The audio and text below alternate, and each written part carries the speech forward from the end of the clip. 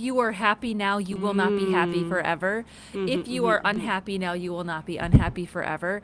And I find this to be such a good. So my favorite theologian, author Barbara Brown Taylor has a great sermon about this called God's Ferris Wheel, where she just talks about how the the blessings are for those at the bottom of the Ferris wheel in the sawdust and wrappers, she says, and the woes are for those at the top of the Ferris wheel with the wind in their hair and the perfect view.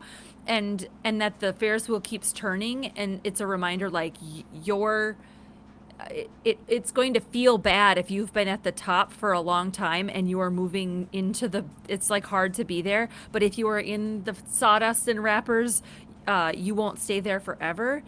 And I think I appreciate that take in the Rilke poem Nothing Gold Can Stay, right? This idea that like there is a cycle of life, and when you're in the worst of grief, it feels like you will never get out of it, and you do. Like you never stop grieving, but it changes and you move and it becomes less painful and less difficult. Like the only way to deal with grief is to go through it, right? You can't bypass. I mean, you could try, but it doesn't usually work that well for people.